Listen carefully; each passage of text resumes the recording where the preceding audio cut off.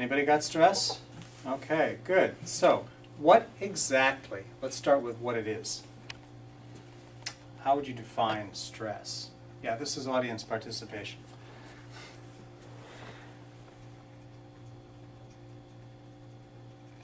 Being overwhelmed by what's going on in your life? That's a negative connotation. Any others? Anything that's happening that doesn't seem like it should be happening. Again, negative connotation. Okay, so let's look at what stress is defined as. There's a definition that the medical books use, which I find amusing because it's also very negative. It's called a state of mental, emotional strain or tension resulting from adverse or very demanding circumstances. So you came very close to that one. But there's a much better definition. And because chiropractic and engineering have so much in common, you can bet I'm going to use the engineering definition of stress. So pressure or tension causing adaptation, shear, or compression to a material. That's the engineering. So with the engineering definition, that's a little bit more accurate because you see, stress isn't inherently bad. There are actually two kinds of stress. They were defined by a physiologist in Canada. His name was Hans Selye. He described two different kinds of stress. One was called eustress, that's EU stress, and that was the good kind. And then there's distress, and that's obviously the bad kind. So let's take a look at what each one does. He defined eustress as a moderate or normal physical or psychological stress interpreted as being beneficial for the experiencer. The key word in this is interpreted. So stress is all about how you perceive it, really. Because physiologically, chemically, the effect on your body is almost exactly the same. Whether it's eustress or distress, it's what you do with that makes the difference. So like going on a roller coaster would be considered eustress? For some, and distress for others. Mm-hmm. Okay? Now, distress is defined as a mental or physical suffering or anguish, a severe strain resulting from exhaustion or trauma, or a moderate to severe physical or psychological stress interpreted as being harmful for the experiencer. Okay? So the experiencer basically determines what the effect of that is on them. And that's really a key point. Because stress causes adaptation. Adaptation can be good. Adaptation can be bad. So a lot of it has to do with whether your internal environment, your internal defenses are overwhelmed sufficiently to cause you a problem. If not, you'll actually grow from it. I'll give you an example of eustress. Working out in a gym, lifting weights. What happens when you lift weights? You break muscle down. You release all sorts of chemicals related to stress. However, what do your muscles do? They get bigger, right? At least ideally. On the other hand, I will give you another example of distress. Working out in a gym. Because if you do something wrong or you overdo, the end result is going to be harmful to your body and it will not be perceived as good. So a lot of it has to do with what your tolerance limits are, and everybody's tolerance is just a little different. And what determines your tolerance? Well, let's see. Muscle to bone ratios, your own personal biochemistry, what your psychology allows you to interpret. Let me give you an example of that. Anybody here remember the movie Dirty Rotten Scoundrels? Okay, at the very end of the movie, Steve Martin and Michael Caine are watching the con woman fly away in her airplane. And they've just realized they've been had. Steve Martin is freaking out, jumping up and down. That dirty, rotten, blah, blah, blah. Expletives deleted. And then Michael Caine is just standing here with his mouth open, and at the end of Steve Martin's tirade, he looks up at the departing airplane and he goes, "Isn't she wonderful?" Same event, different interpretation. Okay, stress is just like that. How you perceive it will have an effect on how you respond to it. And that is the key to stress management, changing your perception. Now, granted, you rip a muscle, you rip a muscle. It's distress. Can't do anything about that except heal the muscle. So it doesn't matter how you interpret that one. Mostly, ow is what you're going to interpret it as. But I just wanted to use that as an example. So the keyword being interpreted. Let's remember that. So how do you manage stress? How do you manage it? Well, time management is really important. And that is a skill that even I haven't completely mastered. Okay, but time management is one of the most important things that you can do, because with time management you can chunk things down. The key term being chunk it down. If you can chunk things down to something smaller bites, it doesn't bother you as much. And that's a nice psychological tool. But the key to any kind of management technique for stress is going to have to involve relaxation of some kind. Now, the absolute best form of relaxation, at least in my opinion, is meditation. And there's a lot of different kinds of meditation, and everybody seems to have the answer to meditation out there. There are so many different systems. There's the rainbow meditation. There's a whole bunch of other. There's transcendental meditation, which I personally practice, and there's this other one out there that I cannot remember the name of, but it's also fairly popular and also has its roots in Indian philosophy. And the nice thing about these meditation techniques is you don't have to get Eastern religion in order to get these techniques. You can use them as tools. So anyone can use transcendental meditation, for example. And it's probably one of the best researched of all the meditation techniques, and in my opinion, probably the easiest. Okay, so when we're looking at management techniques, meditation being one of them, we have to look at different kinds of venues. For example, you've got internal methods, so walks, workouts, naps, meditation, internal dialogue, how you perceive things, how you tell yourself, the messages you give yourself in the morning. Put them up on your mirror, read them off as you're shaving. Well, you'd be shaving. The rest of you might be too, but elsewhere. And yeah, okay. So when you're brushing your teeth, you can read them. There you go. Then we have external methods. Now, external methods essentially means that you need to go somewhere and do something that will allow you to shed the stress.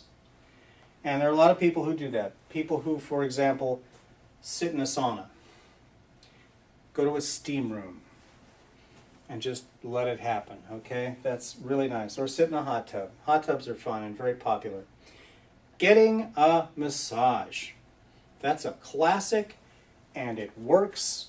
And it's just an hour out of your day, and it's worth it. And interestingly enough, massage is available right here. Then we have you can go counseling. You can have a talk your stress out with a counselor. That's always a good idea. There are a lot of psychologists out there who are very happy to do stuff like that.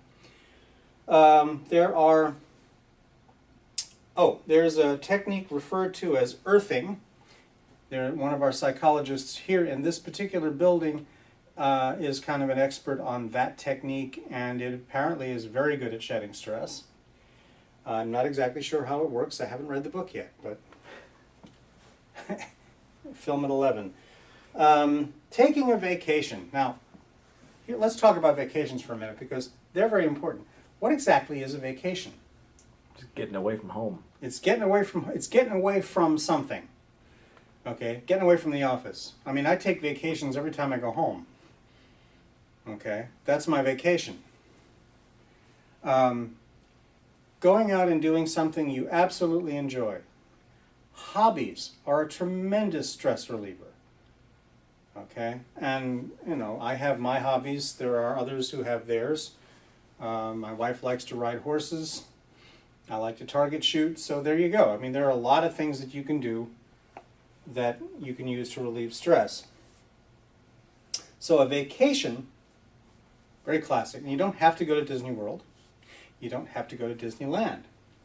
We do have several patients who've done that recently, and they've come back here in a total mess. So there you go. That was a great vacation. But getting away from it, getting your headspace off of what's bothering you. So to recap, time management is really important. Meditation is very important. Relaxation, vacation, all the shuns. Okay, if you want to shun, oh, that's bad. If you want to shun stress, you take a vacation or meditation. And okay, that was a bad joke. Okay. So, are there any questions, any concerns, any wonderments? So basically, a vacation would be like taking a walk through the park, just anything that gets you away from anything that's stressing you out. Yeah. Yeah. Watching a movie. Causing you distress. Yeah, well. Yeah. So in order, yeah, the term came about. Oh, I don't know. Was it 10 years ago? The term unplug.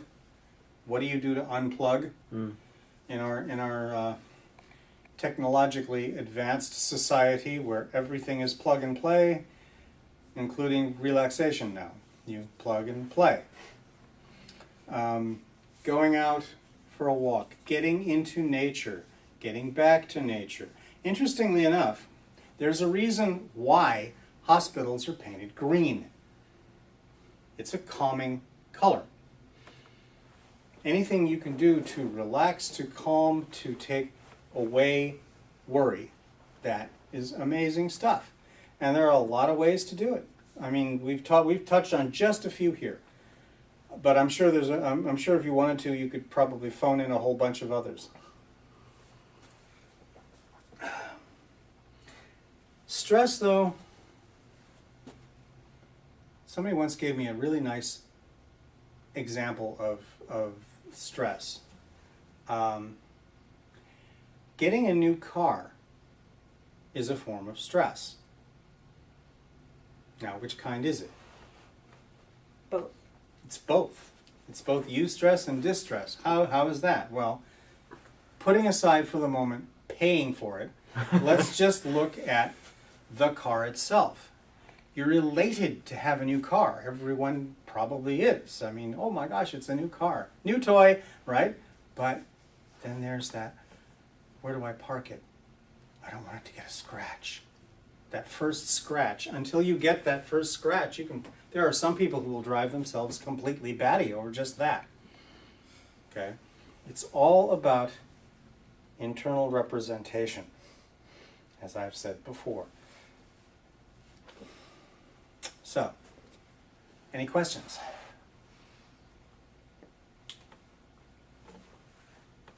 All right then. That was quick and easy, and we have a few things to work on now. So, vacations. Here's one to think about. Make it an office policy that you have vacation time. The Europeans do this a lot. When you're living in Germany, for example, when I was in school went from like 8 in the morning until 1 o'clock in the afternoon. From 1 to 3 was what they called afternoon break. And at afternoon break, the stores close and people take naps. Siesta. Yeah, siesta. Same thing in Spain or Mexico. And yeah, you can do that. They call it Mittagspause, midday break. God, that'd be nice. They do that a lot. They do that all over Europe. So you'll go to the store from 8 until 1. Then they all close. The cafes stay open. They understand. Okay, coffee, tea, drinks, ice cream. They're all available. So it's more about the mental disconnection of whatever you were doing that's stressing you out than it is actually like taking a nap or actually doing something relaxing. Exactly. It's all about disconnecting from it. So even if you do errands during your midday break or whatever, it's Even if you do errands, depending on how you view them. If you view them as, oh, I've got to get this done before I go back to work, you've created your own stress. But if you say, oh, I get to go shopping. Now, that would be my take on it. Oh, I get to go shopping. I'm a shopaholic, you all know that. Okay. So basically, when it comes to things like general anxiety disorder and stuff like that, how does that actually work? Is that the body just not being able to deal with stress, a mental thing of not being able to deal with anxiety? Well, you're asking me a psychology question, and I would love to be able to answer that, but that's why we need a neuropsychologist in this office to handle those questions, okay? I actually, be honest with you, do not entirely understand the mechanism of anxiety. What I do understand is how they typically treat it. They give you a downer. Okay, the drugs that are used for anxiety typically are downers.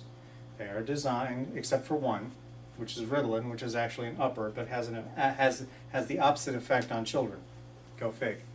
But anxiety, basically, yeah, it's an inability to cope, if you will. It is an inability. So for some reason, your mechanisms of cope are gone, and the answer to that, I'm sorry, I'm here to tell you, is probably not going to be, at least not long term, medicating it. So yeah, the medication's just there until you learn coping mechanisms. Well, that would be the ideal way to use medication. I agree. Yeah. I think that would be awesome. But what you need for anxiety disorders is not a willing and happy psychiatrist with a prescription pad. What I believe you need is a psychologist who knows how to handle it. Interestingly enough, what is that called? There's PTSD, which is another form of anxiety in a way. PTSD is basically designed around the idea that certain kinds of traumas are too big for you to stuff into your cubbyhole in your brain. They're too big an event to compartmentalize. What we as humans like to do is compartmentalize things. And if the trauma is too big or the problem is too large or looms too large in your consciousness, then putting it into a nice little cubbyhole isn't going to work. So the psychology approach to that is to shrink that puppy down until it'll fit in a cubbyhole.